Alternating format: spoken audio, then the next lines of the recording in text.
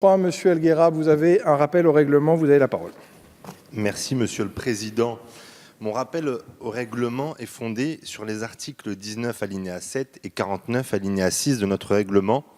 Comme le temps législatif programmé est mis en œuvre, qui, comme je l'ai dit à plusieurs reprises, une sorte de guillotine dans le débat parlementaire, seule la voie du rappel au règlement aujourd'hui m'est ouverte et je souhaite donc vous alerter sur la condition des non-inscrits dans cette Assemblée, dont le temps de parole est réduit à portion congrue.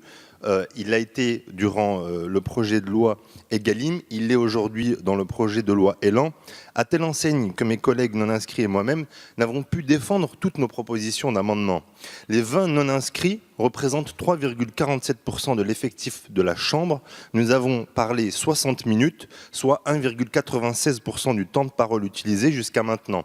À titre de comparaison, mes collègues qui ne sont pas encore présents, mais de France Insoumise et mes collègues de GDR, comptent respectivement 17 et 16 députés, soit 2,95% et 2,77% du total. Et ces groupes ont bénéficié chacun de 275 et 270 heures de temps de parole. Ce sont là les chiffres fournis minutes, pardon, 270 minutes, excusez-moi. Ces chiffres-là sont les chiffres officiels fournis par l'Assemblée elle-même. Il existe donc une asymétrie évidente et pour tout dire, une forme de discrimination.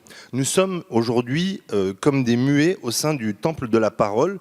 La condition des non-inscrits implique que notre participation au travail de l'Assemblée est limitée dans la mesure où les groupes structurent la vie parlementaire de notre Chambre depuis 62. Ainsi, divers droits et prérogatives pourtant inhérents au statut de député nous sont purement et simplement refusés. Tel est également le cas s'agissant des rapports, des questions au gouvernement, très strictement contingentés et ventilés selon une comptabilité dans laquelle seuls les groupes existent avec une attribution arbitraire aux non-inscrits, de la participation aux groupes d'amitié, de la répartition des fonctions de direction au sein de l'Assemblée et de toutes ces instances extra-parlementaires. Pour cela, Monsieur le Président, je tenais à faire ce rappel au règlement et je suis certain qu'en tant que démocrate et en tant qu'homme politique attaché à la démocratie, vous trouvez ça bien évidemment scandaleux. Merci.